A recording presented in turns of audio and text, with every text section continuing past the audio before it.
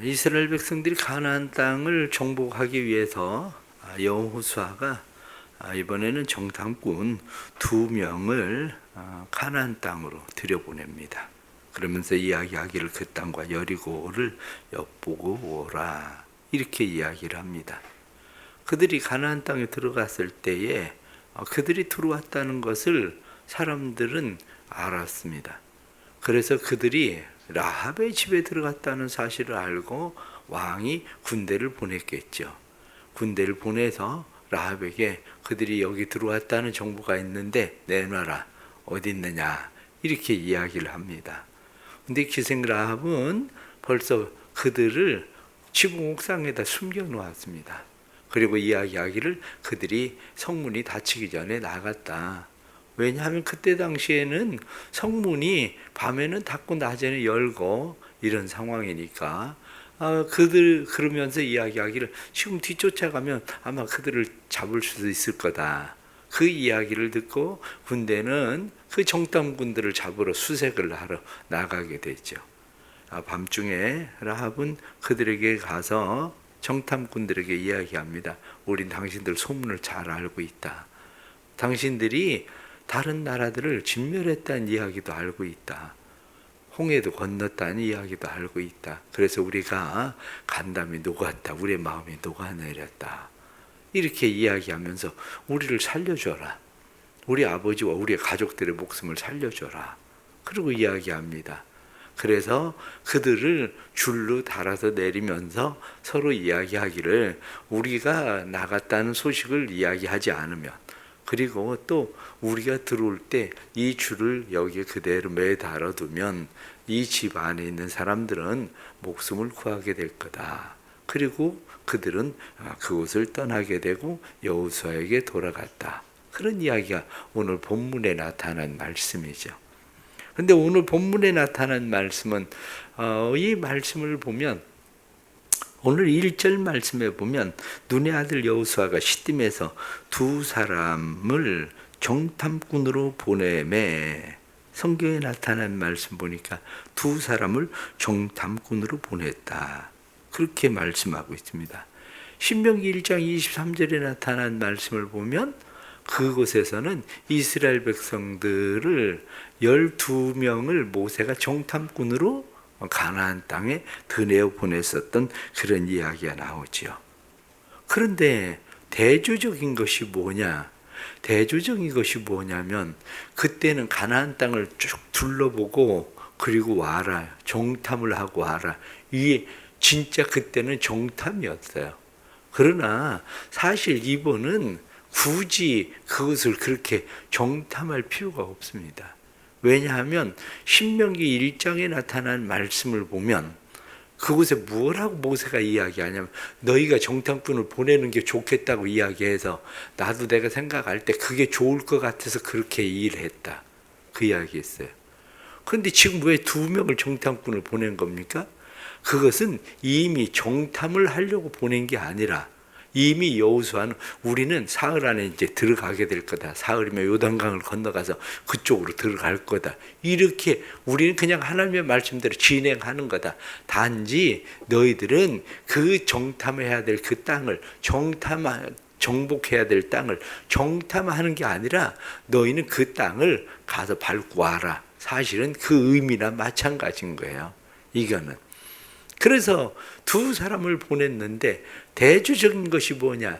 지난번엔 12명이 갔다 왔을 때에 성경에 나타나는 말씀을 보면 민수기 13장에 그들이 정탐하고 돌아와서 보고합니다. 그런데 14장 1절에 나타난 말씀 보면 온 회중이 소리를 높여 부르짖으며 백성이 밤새도록 통곡하였더라. 그때는 정탐꾼들이 돌아왔을 때에 오히려 이스라엘 백성들이 밤새도록 통곡하고 그들의 마음이 녹아버렸어요. 그들은 크고 장대하다. 철병거를 가지고 있다. 그들의 성들은 견고하다. 이런 이야기를 듣고. 그런데 이번에 가서 들은 이야기는 무슨 이야기입니까?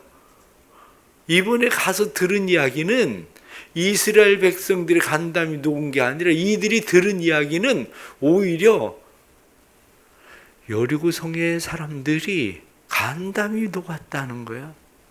그들이 간담이 녹아서 지금 이 사람들은 그들이 바로 요단 건너편 바로 코앞에 시딤에 와 있다는 이야기를 듣고 그들은 어떻게 해야 될 줄을 모르는 상황 가운데 빠져 있다는 거죠. 왜 이렇게 되었을까?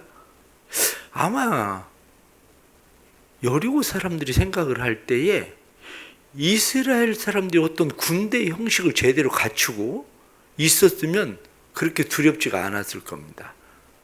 왜냐하면 그들은 오히려 해볼 만한 싸움이다 이 생각을 했을지도 모르죠. 그런데 군대의 성격도 제대로 갖추지도 않고 무기도 없고 어떤 면으로 보면 완전 오합지졸 같은데 이 사람들은 가는 데마다 그냥 요단 건너편에 지금 땅들을 전부 다 차지해 버렸잖아요. 바산과 옥이나 모든 그 땅들을. 도대체 저 사람들은 어떻게 이기는 거야? 뭘로 이기는 거야? 저들이 이기는 방법이 뭐야? 이게 완전 스텔스 비행기처럼 차라리 보이고 알면 공격이라도 하고 총이라도 쏴보는데 보이지도 않으니 이게 더 문제인 거죠. 바로 지금 여리고 성에 있었던 사람들이 바라보는 이스라엘 사람들에 대한 태도가 그런 거야. 그러니까 이들의 간담이 녹았다. 그래서 와서 보고한 것은 바로 그거예요. 그들이 간담이 다 녹아서 그들은 한마디로 어떻게 해야 될지 모르는 상황입니다. 그냥 들어가면 그건 우리 땅입니다. 들어가면 그건 우리 땅입니다. 왜냐? 그들은 어떻게 싸워야 될지 싸워야 할 전력을 잃어버린 사람들입니다. 과거에는 이스라엘 백성들이 그 상황에 빠졌는데 이번에는 여리고 사람들이 가나안 땅 사람들이 그 상황에 빠졌다. 그런 이야기죠. 그런데 오늘 성경에 나타난 말씀 우리가 또 보게 되면 11절 말씀에 우리가 듣자 곧 마음이 녹았고 너희도 너희로 말미암아 사람이 정신을 잃었나니 너희의 하나님 여호와는 위로는 하늘에서도 아래로는 땅에서도 하나님이시니라. 그렇습니다. 마음의 간담이 녹고 정신을 잃어버릴 정도로 그런 상황에 빠져 있을 때에 기생 라합 이 여인이 지금 선택한 것이 무엇인지를 잘 보십시오. 정신을 차리면 범에게 물려가도 산다. 이렇게 이야기하는 것처럼 정신을 잃고 마음이 녹아내렸을 때에 우리도 살아가면서 이러한 때들이 일어나는 거죠. 그런데 성경에 나타난 시편 56편 3절 말씀 보면 다윗은 무엇라고 고백하느냐? 우리가 두려워하는 날에는 여호와를 의지하리이다. 두려워하는 날에는 하나님을 의지하겠다. 그렇게 고백을 합니다. 시편 66편 16절 말씀 보면 하나님을 두려워하는 너희들아 다 와서 들어라. 이 여인은 하나님이 누군지를 알게 되었고 그 하나님을 두려워했어요. 그래서 그가 나온 것이 하나님 앞에 나오게 되는 거죠. 우리의 모든 삶 속에서도 이 두려워하는 날에 바른 판단과 결단이 필요한 겁니다. 정신을 잃을 것 같은 상황에, 정신을 잃어버린 상황에 우리가 해야 되는 것이 무엇이냐? 바른 판단과 결단인데 이 바른 판단과 결단은 하나님 앞에 나아가는 것이 사는 길이라는 것을 깨닫는 거죠. 세상 살다가 보면 하늘이 노랗다. 하늘이 새카매지더라. 이런 일들 만나는 일들도 생깁니다. 그런데 그때 우리가 해야 되는 일은 뭐냐면 하나님을 의지하는 거예요. 하나님 앞에 나아가는 거예요. 그것이 바로 우리가 사는 일이고 그리고 이 기색 라합이라고 하는 여인이 사는 일이 바로 거기에 있었던 거죠. 그런데 오늘 말씀을 보면 이 말씀 가운데에 12절 말씀에 보면 그러므로 이제 청하노니 내가 너희를 선대하였은즉 너희도 내 아버지의 집을 선대하도록 여호와로 내게 맹세하고 내게 증표를 내라. 여기 말씀을 보니까 증표를 내라. 내가 너희들 살려줄 건데 숨겨주었는데 증표를 내라. 이렇게 이야기합니다. 그렇습니다. 성경 말씀 보면 마태복음 12장 38절 말씀, 우리에게 표적 보여주기를 원하나이다. 표적을 보여주십시오. 그리고 표적을 구합니다. 그것뿐만 아니라 고린도전서 1장 22절 말씀 보면 유대인은 표적을 구하고 헬라인은 지혜를 구하나, 말씀에 그렇게 돼 있죠. 그런데 예수님은 무엇라고 말씀하십니까? 예수님 말씀하실 때에 내가 요나의 표적 외에는 너희에게 보여줄 게 없다, 그렇게 이야기하시죠. 그래서 요나의 표적을, 그래서 사도 바울은 그것을 무엇하고 이야기하느냐, 고린도전서 1장 23절 말씀에 십자가에 못 박힌 죽으신 예수 그리스도, 그렇게 얘기하거든요. 너희가 표적을 구하고 지혜를 구하지만 내가 너희에게 말할 수 있는 것은 십자가에 못 박혀 죽으신 예수 그리스도, 그분밖에 없다. 그렇습니다. 십자가에 못 박혀 죽으신 예수 그리스도, 그분이 우리의 삶의 표적, 그분이 우리의 삶의 증표. 성경은 그렇게 말씀하죠. 왜 그러냐? 그것은 13절 말씀에 나타나는 것처럼 우리 목숨을 죽음에서 건져내라. 우리 목숨을 죽음에서 건져낼 수 있는 것은 오직 예수 그리스도의 십자가 외에는 없는 겁니다. 그 예수 그리스도의 십자가에 대해서 성경은 무엇하고 이야기하느냐? 뒤에 나타난 말씀 18절 말씀을 보면 우리가 이 땅에 들어올 때에 우리를 달아내린 창문에 이 붉은 줄을 메고 내 부모와 형제와 내 아버지의 가족을 다 내 집에 모으라. 21절 말씀에 라비 이르되 너희의 말대로 할 것이라 하고 그들을 보내어 가게 하고 붉은 줄을 창문에 매니라. 붉은 줄, 예수 그리스도의 십자가, 예수 그리스도의 십자가의 보혈, 그것이 우리로 하여금 하나님의 구원의 증표고, 그것이 우리를 목숨을 죽음에서 건져내게 하시는 하나님의 능력이라는 거예요. 기생 라합이 그것을 믿고 그냥 창문에 그 줄을 매달아 내린 것처럼 우리의 삶에도 오직 예수 그리스도의 십자가만이 우리의 구원의 증표고, 예수 그리스도의 십자가만이 우리를 구원하시는 하나님의 능력이라는 분명한 믿음, 이것이 우리에게 필요한 거죠. 왜 그렇습니까? 성경에 나타나는 14절 말씀에 보면 그 사람들이 그에게 이르되 내가 우리의 이 일을 누설하지 아니하면 우리의 목숨으로 너희를 대신할 것이요, 우리의 목숨으로 너희 가족들을 대신할 거다. 그래서 너희가 살게 될 거다, 이렇게 말씀하죠. 예수 그리스도의 목숨이 우리를 대신한 겁니다. 그래서 우리는 예수 그리스도를 우리의 아사셀 양, 예수 그리스도를 우리의 대속자, 이렇게 말씀하는 거죠. 왜? 예수님이 우리가 마땅히 죽어야 되는데 우리가 죽지 않고 우리가 살 수 있는 것은 오직 우리의 대속자 되시는 예수 그리스도, 그분이 십자가상에서 우리의 생명을 대신하셨기 때문에 우리는 예수 그리스도로 말미암아 구원받았다, 그런 거죠.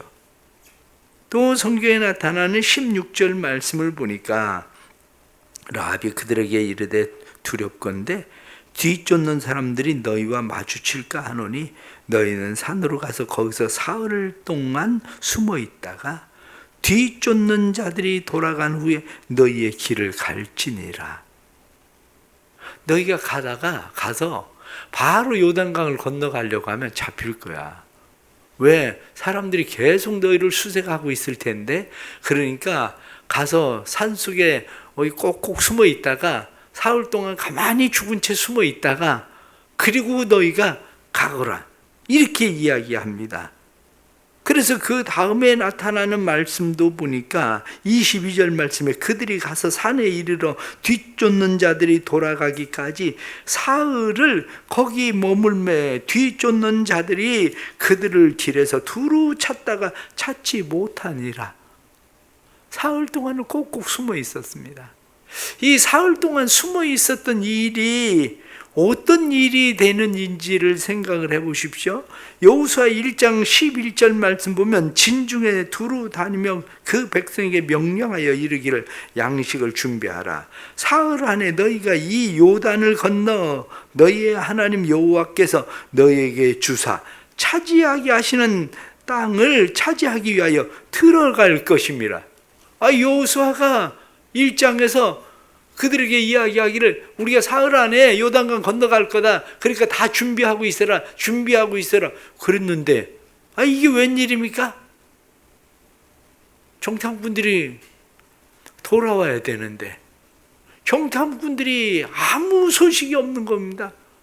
돌아올 시간이 됐는데 상황을 보니까 이쪽에서도 나름대로 그쪽에 지금 상황을 보니까 군대들이 나와가지고 계속 돌아다니고 어디를 수색하고 다니고 있는 상황은 보여지는데 지금 정탐꾼들은 돌아오지 않고 사흘 안에 들어가겠다고 얘기는 했는데 사람들이 나타나지 않는 상황이 되어버린 거죠. 그렇습니다. 이런 답답한 상황들을 우리가 생각을 해보면 예수님께서 십자가 못 박혀 죽으시기 전에 분명히 예수님께서는 사람들에게 그의 제자들에게 이야기하십니다.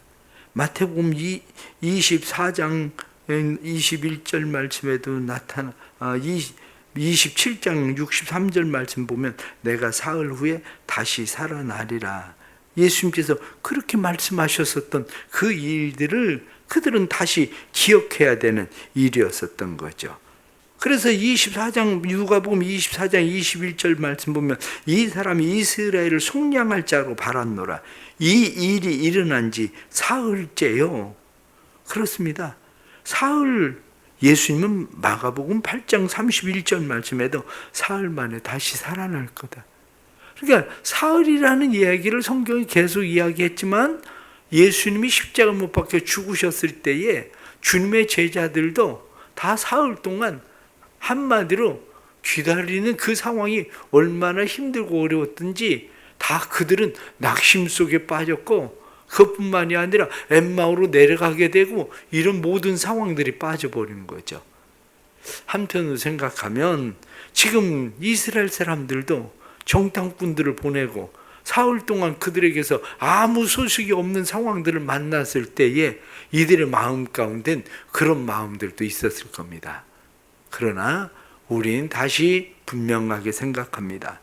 그것은 24절에 나타난 말씀 보면 23절 24절 말씀 보면 그 두 사람이 돌이켜 산에서 내려와 강을 건너 눈의 아들 여호수아에게 나아가서 그들이 겪은 모든 일을 고하고 또 여호수아에게 이르되 진실로 여호와께서 그 온 땅을 우리 손에 주셨으므로 그 땅의 모든 주민이 우리 앞에서 간담이 녹더이다.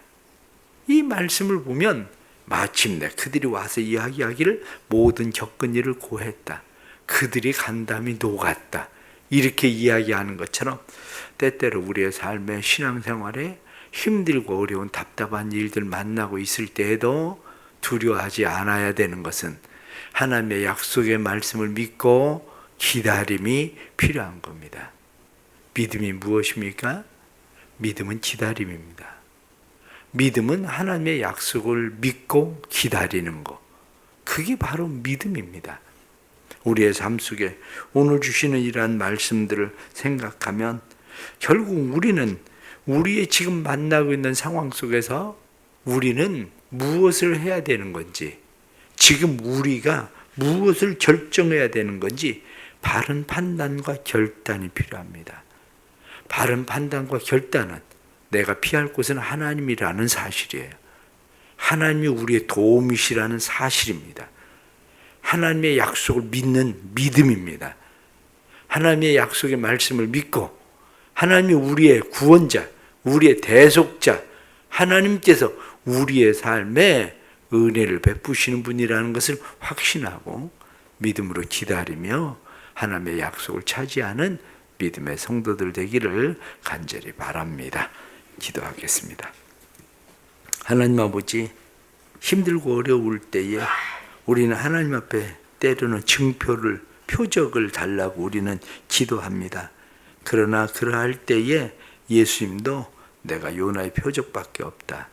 예수님 말씀하시고 예수 그리스도의 십자가가 부활이 우리의 표적이심을 나타내는 것처럼 우리의 삶에 예수 그리스도 그분만이 우리의 구원자시고 대속자시고 예수 그리스도만이 우리의 생명을 살리시는 분인 것을 분명히 알게 해 주옵소서.